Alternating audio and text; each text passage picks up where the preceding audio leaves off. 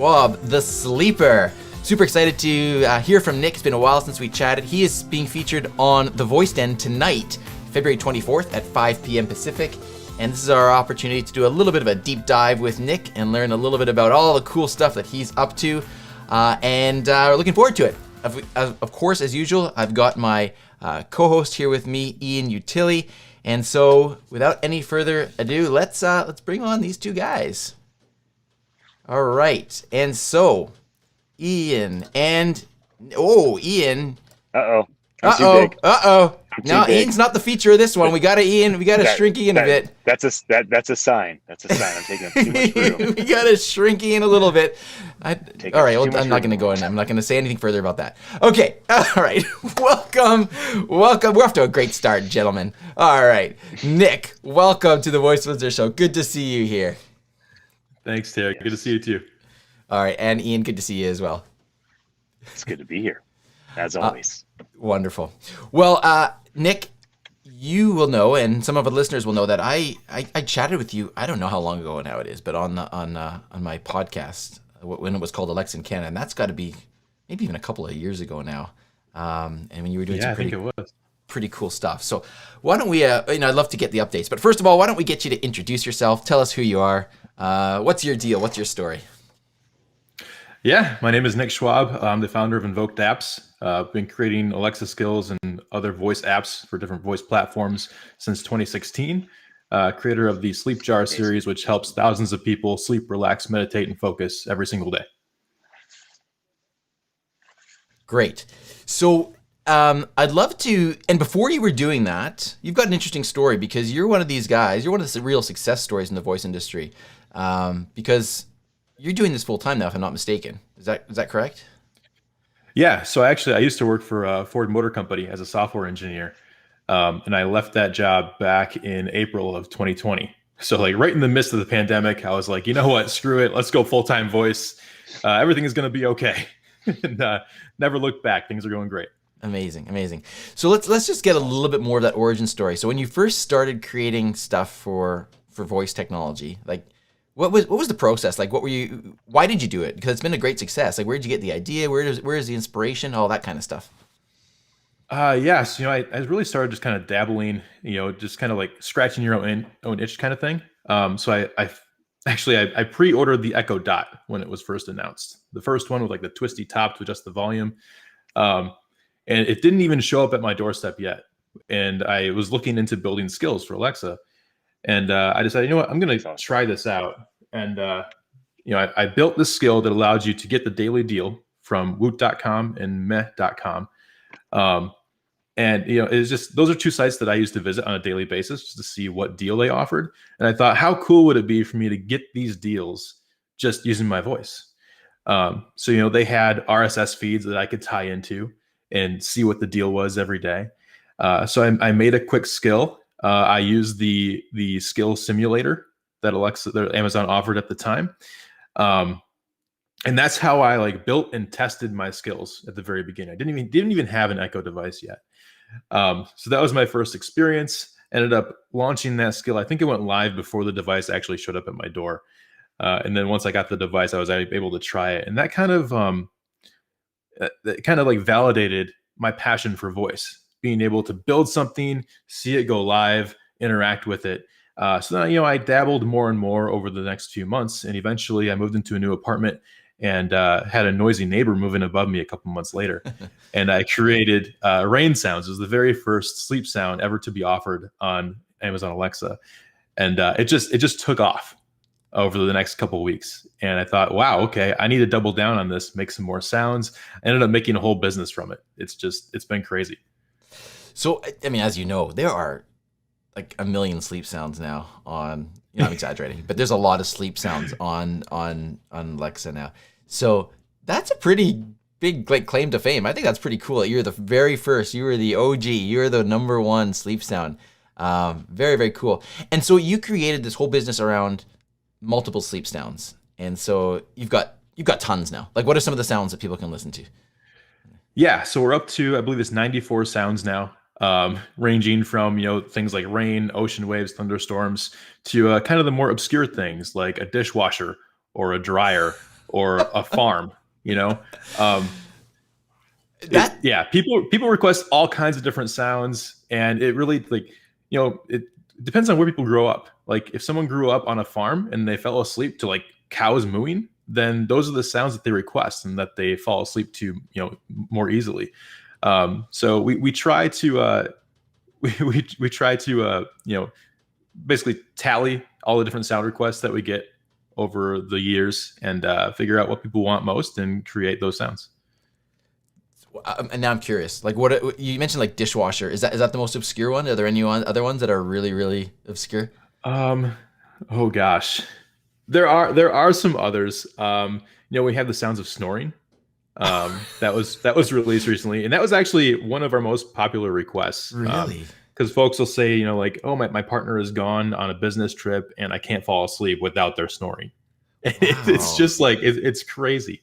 But it's really cool, and getting feedback from customers saying that our sounds help them fall asleep, it's really fulfilling. Very cool. Now, one of the things I know that you did initially, you had individual skills for the different sounds, and then you combined them, I believe, under one sort of skill. I think, and it was just called sleep sounds, or what was the original?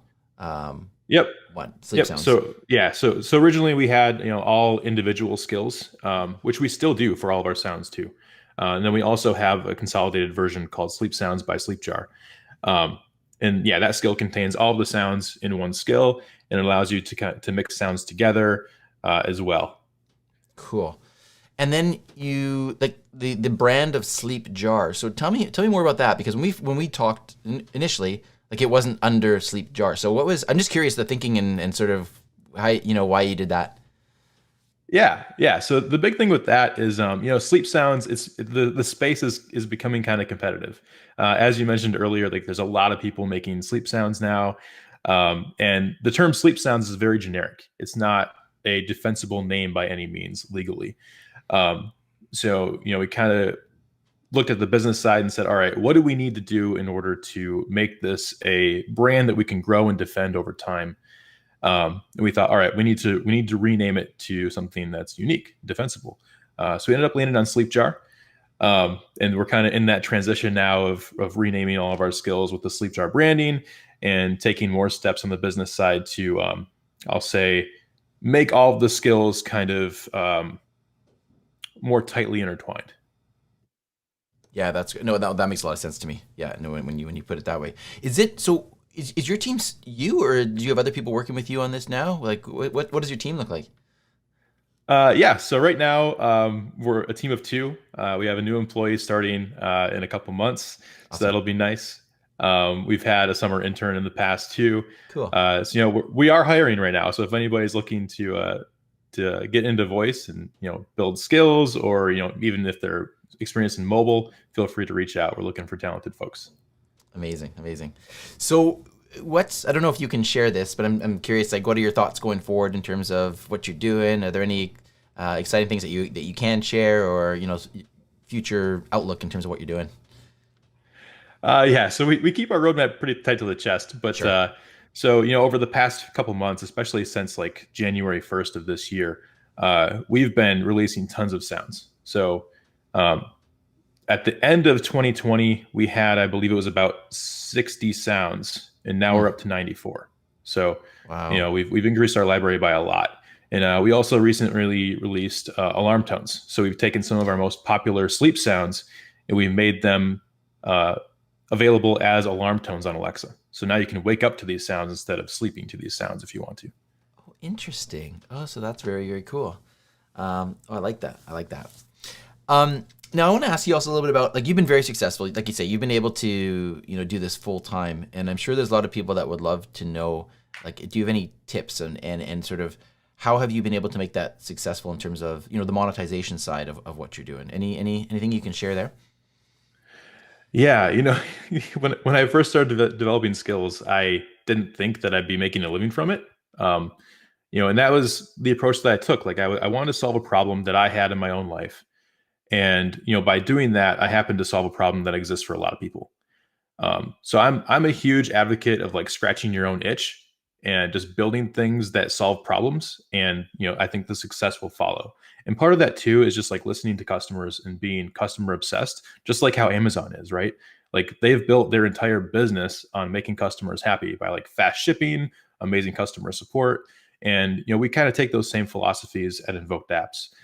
Listening to customer feedback, I respond to a lot of customer requests directly. And, looking at reviews, and at one point you could respond to reviews and doing that. And just, always listening to the customer and making sure that they're having the best experience possible. Very cool. And how does the monetization work? So people can access the skill, but then assuming it's an in-skill purchase, or how does that work? What have you, like, what's your strategy there? Yeah, so we offer 2 different subscriptions. They're monthly subscriptions. In the single sound skills, you can pay 99 cents a month US, and that'll get you higher quality audio and longer tracks. So some folks, they're a bit more sensitive sleepers. They might wake up during the fade out and fade in every hour. So if they subscribe to the premium option, they'll get 10-hour loops. So basically they can sleep all night without hearing the fade out and fade in. And the same is true with our premium subscription in our consolidated version, Sleep Sounds by Sleepjar. You get the higher quality audio, the longer tracks, as well as the ability to mix 2 sounds together at a time. Very cool. So we were just chatting about monetization, how Nick has been really successful with that, and how he has subscriptions, and he's got some amazing like sounds. I'm just like dishwasher sounds. Let me ask you a question about that. How do you, if you can share this, how do you source a high quality dishwasher looping sound for people to fall asleep to? Yeah, that's a good question. So some of our sounds I've actually recorded myself. I bought like a nice handheld recorder for a couple $100, and I think you might actually have a similar one. But yeah, just taking that, literally setting it by whatever it is, a dishwasher, or setting it outside when it's raining, and just collecting the sounds over the course of an hour or something. And other ones that are maybe more obscure, we partner with an audio design agency to help create those sounds, or maybe they already have them sourced, and we can get them that way. Great. Ian, I know we had a step out there for a moment, but you're back here. Any questions at all for Nick that's on your mind in terms of his products and what he's doing? Your products and what you're doing. Well, if it was me, the question on products and what you're doing, I would ask, what's your most ambitious ideas coming up? And it doesn't have to be for the season or even this year, but like, what are some things that even scare you, right? You're like, God, that's a great idea, but I don't know, man, that would take years to do, or that would be costly, or would people buy into it? Would I be able to turn it into revenue? Like, inspire me, Nick. Good question. Like 10-year vision almost, or something. Yeah. That's a. I can't spill all the beans, man.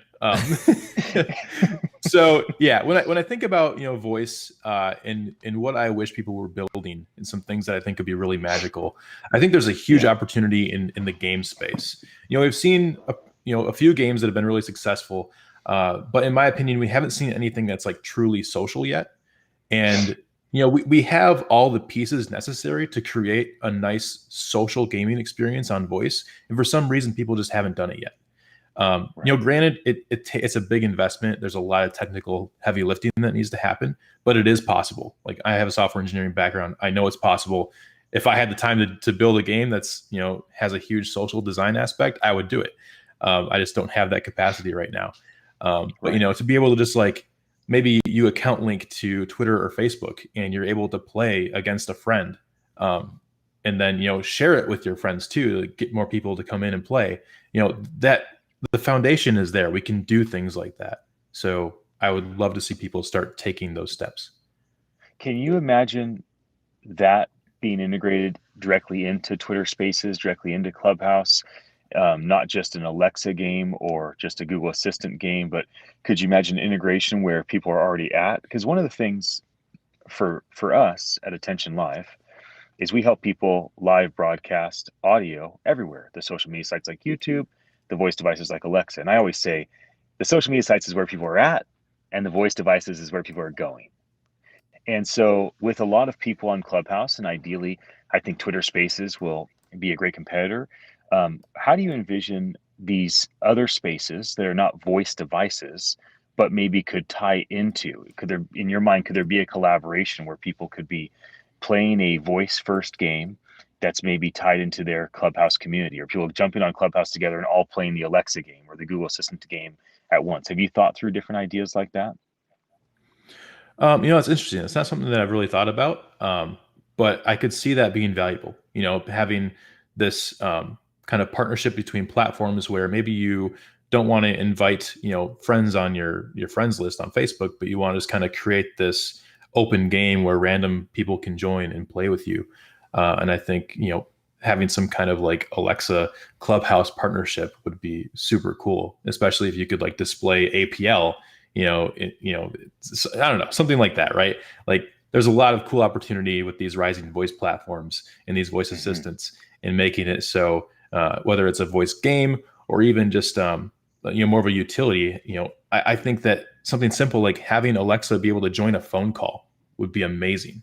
And you could just it could listen in on your conversation and automatically schedule something to your calendar based on how the conversation's going. Just random things like that. Like, there's so much opportunity for integrations into our daily lives, whether it's a phone call or apps like Clubhouse, just to make the experience so much more magical. Have you played Jeff Blagenbert's game? He is at Amazon and he goes live a couple hours a day, and he's done some trivia games and some kind of casino games. He said he had one person that has already won like 1 trillion points. So he definitely has engagement and excitement. Have you played his games? Are you familiar with what he's doing? If not, he's live every day and you may find some inspiration in what he has going on. Yeah, I've followed along with what he's doing. I haven't actually played it myself. But yeah, I mean, Jeff is a great guy. He is, leading the pack when it comes to, figuring out new things to do with Alexa and helping to train people on how to build Alexa skills. I've had the pleasure of meeting Jeff several times and talking with him. And hey, now he's like the number one Jeff, right? Because Bezos is out. That's a good point. I like that. That's true. Like when you talk about Jeff and Amazon, that's him. I love it. That's good. Well, Nick, I want to be respectful of your time.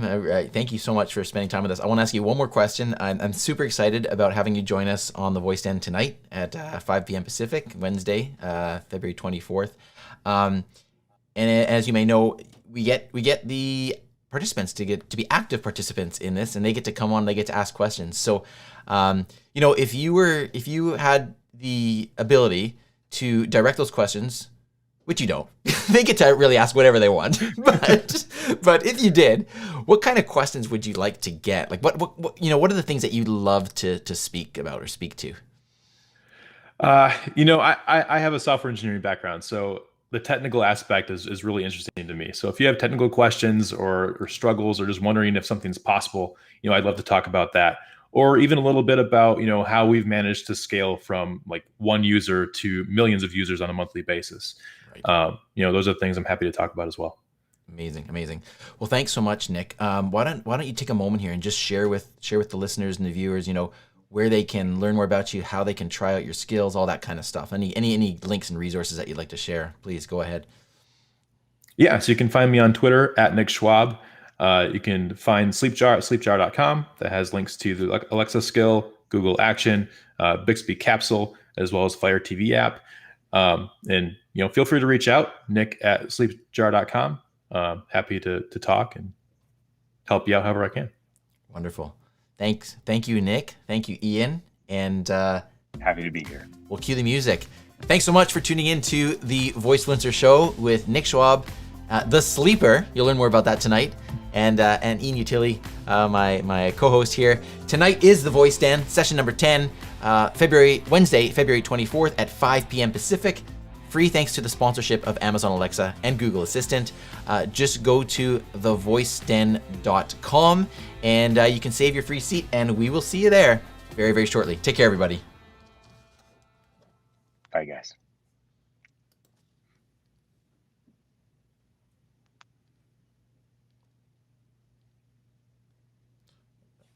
I was having trouble stopping the stream there. All right, cool. Thanks so much, Nick. That was great. A lot of fun too.